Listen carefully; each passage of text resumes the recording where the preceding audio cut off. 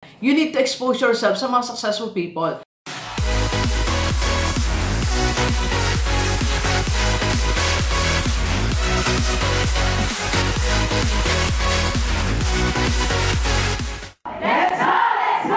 Positively Delivers, this is Dr. Gigi Disunga from I Can Change Project. Magandang Friday morning sa lahat ng mga delivers natin. And this is the first time po tayo mapanood sa YouTube channel. Thank you very much. Please subscribe, click mo na po yan, Doc Gigi Disunga. Alright, so doon sa mga tingin mo hindi ka pa successful, tingin mo may kulang pa sa buhay mo, tingin mo hindi ka pa financially okay. So, parang alala. Parang, you know, parang malayo pa. Doc G, malayo pa yung distance ko from success from here. So, kung, ano ba, eto ka, eto ang success, ang layo mo pa. Doc G, sobrang layo ko pa sa success. Okay? So, if you are in that position, but you want to be successful, kasi dalawang klase yun eh. May isang tao na malayo pa siya sa success, pero wala siyang ginagawa. At wala siyang desire. At satisfied na siya doon, ha? So, nagsisettle na siya for that. So, sa kanya, okay na akong ganito, okay na. Di ba? Like ko sinasabi, and that's the danger of people in the middle class. They tend to settle. They tend to tell to themselves na, I'm okay, I'm receiving 30,000, 40,000, or 50,000 a month, and I'm okay, I'm happy, I'm with my family. So, may mga ganung mentality, di ba? So, okay na sa kanya. Kahit malayo pa siya doon sa alam niya, meron pa siyang, meron pang success na naghihintay sa kanya. Okay? Yung second type naman ng hindi pa successful, okay? Pero nandito ang success niya, yun yung taong may desire. Yun yung taong hindi siya nagsisettle. Siya yung taong alam niya na from here, meron pa akong pwedeng gawin. Yung alam niyo yung mga taong hindi makakali. Di ba sinasabihan na sila, hindi ka makakali. Di ba? Punta ka ng punta sa ibang company, apply ka ng apply. Alam mo, may hinahanap yun eh. Hindi laging bad yun, hindi laging masama. Kasi meron silang tingin nila, meron silang potential na hindi natatap. Okay? Or, di ba, minsan may mga namimit tayo mga tao na kung ano yung nilo-launch na business, di ba? So, ngayon, nagbebenta siya ng t-shirt. Bukas, bag naman, sa isang araw, ito naman yung binibenta niya. So, lagi siyang may sinusubukang iba. Di ba, may mga ganyan tayong tao nakikita? Because hindi siya satisfied from where he or she is going to the success na nakikita niya. Alam niya, meron siyang potential, meron siyang kayang gawin. Alright? So, yun yung pag-aaralan natin ngayong umaga, okay? So, 3 things na dapat gawin, okay? Ng isang taong, if you are not yet successful, there are 3 things that you need to do para mapunta ka doon sa success, okay? Or doon sa, sabi nga natin, let's call it quote-and-unquote finish line, alright?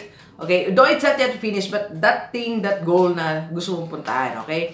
So, huwag tayong gumaya doon sa mga tao na alam na nilang kulang, di ba? Wala pa silang ginagawa. Alam na nilang they can do more and they need to do more, pero wala silang action na ginagawa. Forget those people, okay? So, wala sila sa lineup natin, wala sila sa listahan natin, okay? Alright, and by the way, bago tayo magsimula, nag-post na ako, Irene, we need 1 full-time technical assistant. So, hindi ko na talaga kaya ng work. So, I need 1 full-time technical assistant. Meron na tayong 9, 10 na pala yung staff ko. Nalimutan ko yung accountant. May accountant nga pala tayo. Plus may liaison officer pa tayo pala. So, nag-ayos yung paper sa BIR, permits natin, yung business natin. So, ngayon, kailangan natin na isang full-time. Dito siya mag-o-office sa Dimesa Village, kasama ng nanay ko. So, atiin natin itong vlog room natin, office tayo dito. I need 1 full-time technical assistant. So, preferably, kung dito siya sa Bataan, okay, Pampanga, pwede rin kung kaya niya mag-uwian. Alright? So, simple lang ang work niya. So, hindi siya matutulog. So, PM mo ako or call me 0939-5254-311. So, yung details pag-usapan natin. So, urgent yan, ASAP actually, kasi meron akong ilo-launch na 2 new things. Okay? Alright, so yung sinasabi natin, hindi tayo makali kasi meron tayo pang gustong gawin eh. Meron pang, we know that somewhere there may naghihintay pa sa atin. Somewhere there. Okay? Alright, so 3 things na dapat mong gawin if you are not yet successful and you have the desire to be successful, okay? Alright, number 1, you need to expose yourself to successful or rich people, okay? So, try to find at least 2 or 3 people na successful. Pwede ka nga mag-part-time sa kanila eh, di ba? Expose mo sarili mo. Ngayon lang, just now, I watched the new video of Dan Lack. Interview niya si Kevin David, okay? Isa siyang mentee niya. Okay? So, ngayon, he's earning $1 million. Okay? So, in-expose lang ni Kevin David ang sarili niya kay Dan Lack. Okay? So, pinanood yung mga videos, sumaten siya ng training. So, inaral niya, ano bang meron kay Danlac? Bakit siya mayaman, di ba? So, yung mga nakita niyang positive traits, magandang traits, ginaya niya. Ganun lang naman. You need to expose yourself sa mga successful people. Stop exposing yourselves to the people na average din. Di ba sabi ko nga po, ulit-ulitin natin, you are the average of the 5 person around you. So kung ikaw ay nasa mga kasama mo, average lang din ang income, average lang din ang ginagawa sa buhay, isang araw magiging average ka din. Okay? Do you want an average life? Average lang ang income, average lang ang level na pwedeng gawin, pwedeng puntahan, di ba? So gusto natin more than the average, di ba? Kahit productivity level, di ba? Dapat hindi ka average lang, alright? So, try to think now, start thinking now, kanino ba ako sasama? Pwede ka mag-join sa team ko, yan. So, mag-apply ka na. Pwedeng full-time kung I need 2 more field researcher, 2. Kasi di rin kaya nung isa kong isang technical assistant outside, part-time, okay? So, you expose yourself to other people. Panoorin mo, gawin mo siyang parang habit. Panoorin mo si Ty Lopez, Danlac, Grant Cardone, Elena Cardone is also having her YouTube channel now. Everyday, hanap ka na inspiration mo, Chinkitan, Boss Sanchez, so yung mga lahat na nakatulong sa atin. Paolo TV.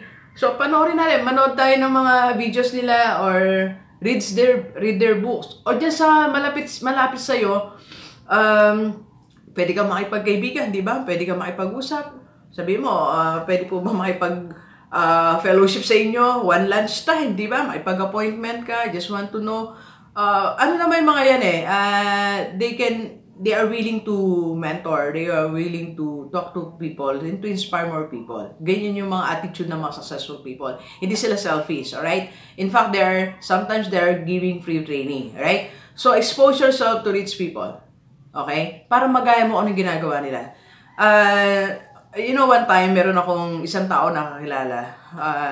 Mayaman siya CEO siya. So, nakikita ko siya, yung pera yung bag niya, hindi magkasya sa wallet, pera yung dala. So, meron siya mga libo-libo gano'n. So, naisip ko, sabi ko, gusto ko rin maging gano'n. Yung meron akong pera na libo-libo talaga sa bag. Then, one time, when I got yung pera ko sa YouTube channel, hindi ko talaga siya ginalaw, lagay ko sa wallet. In-enjoy ko siya.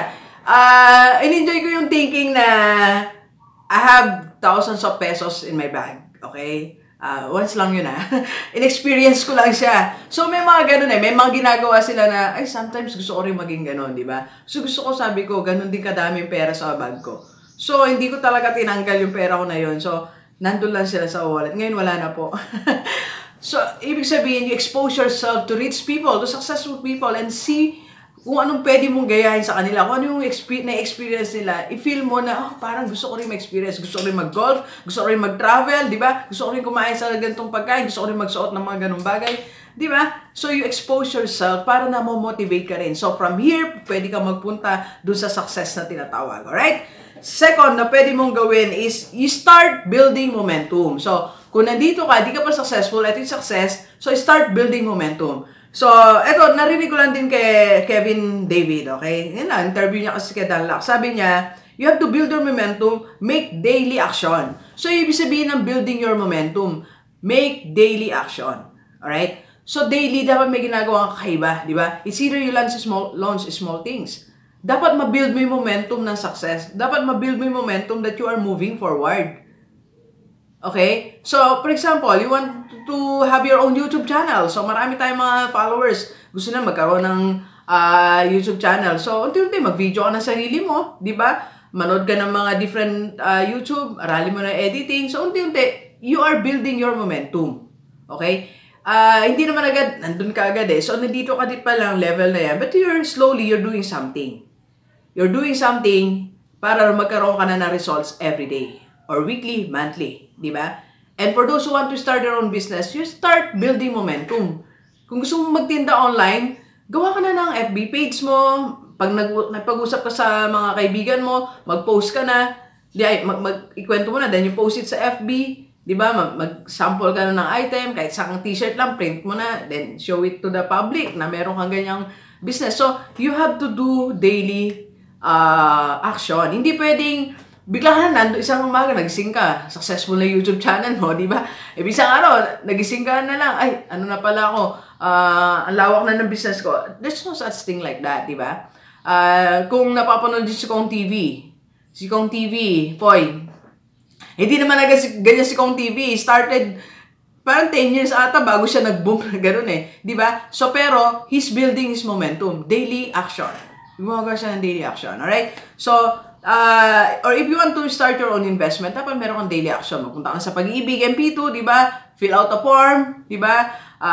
Mag-inquire ka na sa BPI, UITF. So, meron kang ginagawang action. Hindi pwede you're just sitting there. You're just drinking your coffee na wala kang ginagawa and you want to be successful. Walang ganon, kapatid. Alright? Okay. And third, pag you're building momentum, so, ganito siya. Sunod-sunod actually siya eh.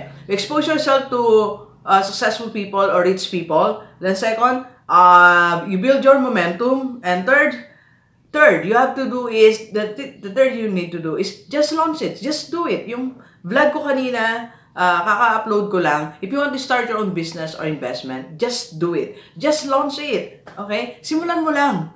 And bahala na kami. Bahala na yung mga tao sa paligid mo mag-patronize. You just have to launch it. Hindi kasi yan ulat pag di yan ni-launch. Pag sinarili mo lang siya, pag nandiyan lang siya sa kwarto mo, yung idea mo, nasa notebook lang. Anong magagawa ng notebook sa idea mo? Di ba? Yung gusto mong ibenta mga bagay-bagay, nandiyan lang, drawing mo lang. Ano mangyayari dyan? You need to launch it. You need to start. Di ba?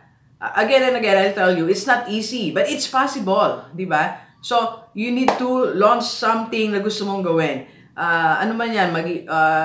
It's either you want to do your MA, finish your MA, PhD, you launch it. You enroll. Di ba? You-launch mo siya. Di ba? Your small business, you launch it. Start it.